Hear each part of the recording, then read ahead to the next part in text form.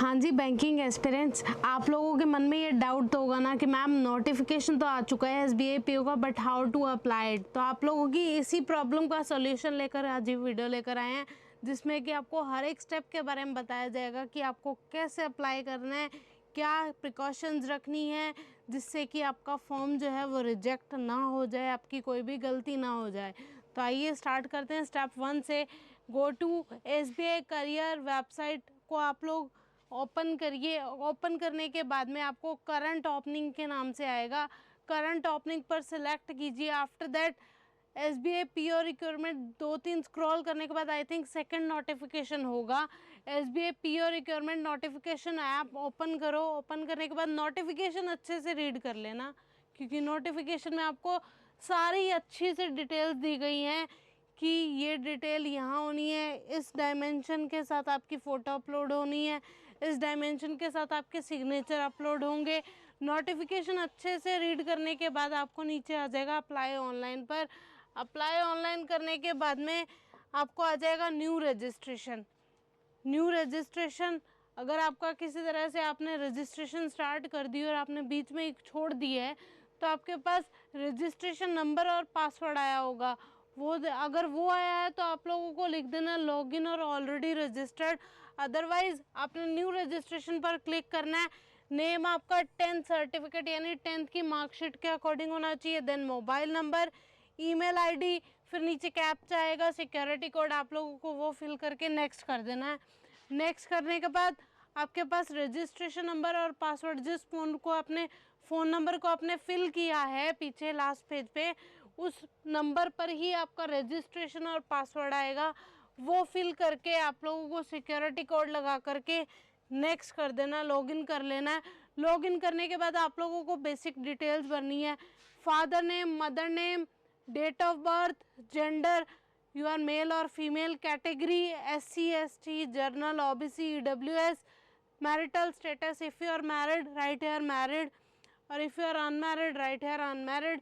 Nationality, जी आप Indian है तो इंडियन ही करोगे ना।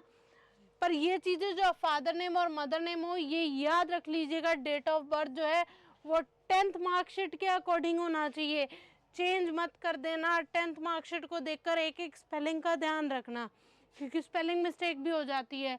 कॉरस्पॉन्डेंस एड्रेस, जहाँ पर आप रह रहे हैं, जहाँ पर आप डॉक्यूमेंट, ये कुछ भी आपको वहाँ पर चाहिए कि मेरा अपॉइंटमेंट लेटर इस एड्रेस पर आए, तो वो कॉरस्पॉन्डेंस एड्रेस हो जाएगा। आपके डॉक्यूमेंट्स में जो आपका एड्रेस चल रहा है वो आप लोग परमानेंट एड्रेस में फिक्स कर दीजिएगा।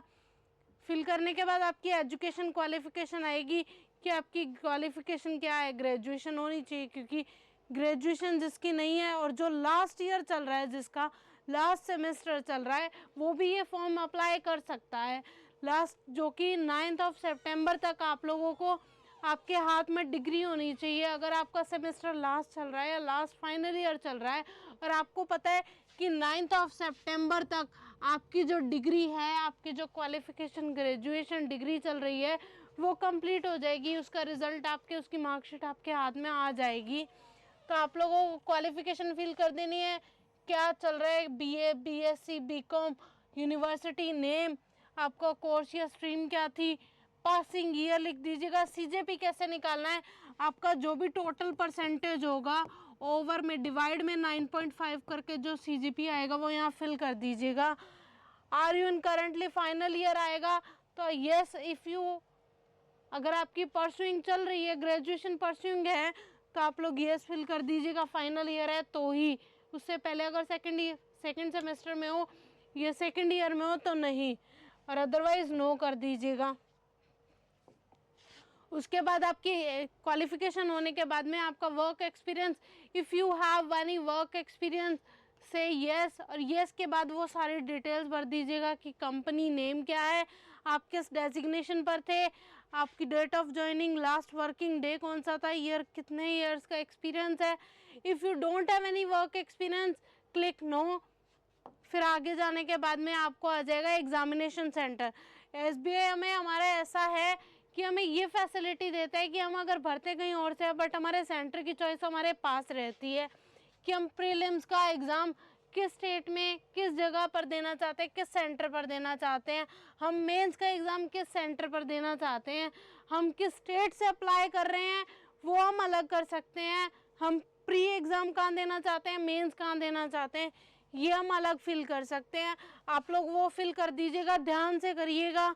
ध्यान से करने के बाद में आपको सेव एंड नेक्स्ट कर देना है।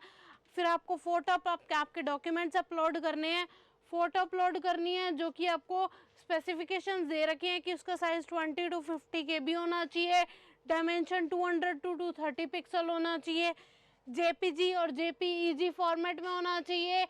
आपकी फ़ोटो अपलोड होने के बाद में आपके सिग्नेचर्स की बारी आ जाती है। सिग्नेचर्स भी आपको वाइट पेपर पर ब्लैक पेन से सिग्नेचर करने हैं और वो फ़ोटो अपलोड करनी है जिसकी डायमेंशन भी यहाँ दी हुई है।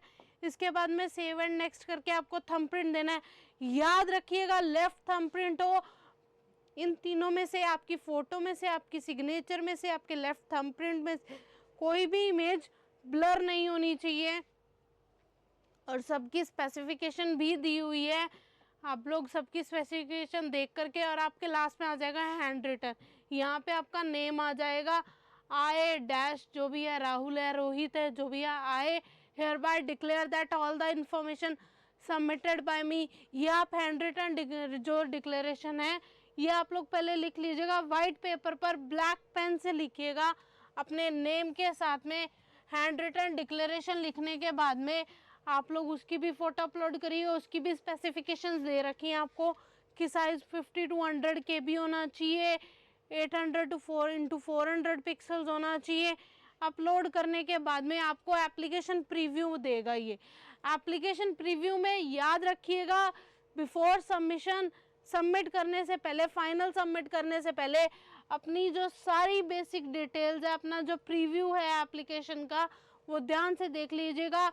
अपनी स्पेलिंग नेम, आपके फादर नेम की स्पेलिंग, मदर नेम की स्पेलिंग, आपका ग्रेजुएशन, आपकी DOB, ये चीज़ें अकॉर्डिंग टू 10th मार्कशीट होनी चाहिए और आपका सब कुछ चेक कर लीजिएगा। आफ्टर दैट आप लोग प्रीव्यू करने के बाद आपकी फ़ीस होगी कि ऑनलाइन या डेबिट कार्ड, क्रेडिट कार्ड, ये जो भी होगा। फ़ीस होने के बाद में अगर आप जर्नल से हैं तो कैटेगरी यहाँ सिलेक्ट कर दीजिएगा।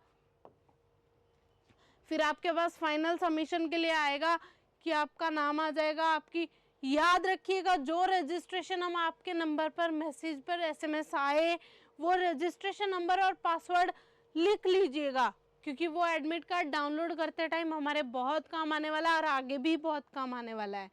तो आप लोग करने के बाद, सारा कुछ चेक करने के बाद, फाइनल प्रीव्यू लेने के बाद में फाइनल सबमिट कर दीजिएगा। फाइनल सबमिट करने के बाद all the very best for your exam. आपका एप्लीकेशन तो हो गया और अब बात कर लेते हैं हमारी तैयारी की। तो तैयारी के लिए अरोड़ा क्लासेस आपके लिए बैच लेके आया है, SSC, रेलवे और बैंकिंग का फाउंडेशन बैच, जिसकी कि 3 डेमोज भी फ्री हैं 6 मंथ वैलिडिटी के साथ, ऑनलाइन प्लस ऑफलाइन मोड में। और आपको फर्दर डिस्काउंट के लिए कूपन कोड यूज़ करना है AC105। कूपन कोड कौन सा यूज़ करना है? AC105 for further discount. और इस गोल्डन अपॉर्चुनिटी को जाने मत दीजिएगा, क्योंकि SBI PO की वैकेंसीज 1500 प्लस हैं। 1500 प्लस काफ़ी अच्छी वैकेंसी है फॉर SBI PO। तो आप लोग इस गोल्डन अपॉर्चुनिटी को मिस मत करना। आज से ही अपनी प्रिपरेशन स्टार्ट कर दो। नोटिफिकेशन आ चुका है, अच्छे से आ चुका है, अप्लाई कर दो। नोटिफिकेशन आउट होने के बाद अप्लाई कर दो। आप लोग अप्लाई करने के बाद में आप लोग अपनी प्रिपरेशन पे स्टार्ट हो जाओ और जल्दी से सरकारी नौकरी लेकर के। All the very best.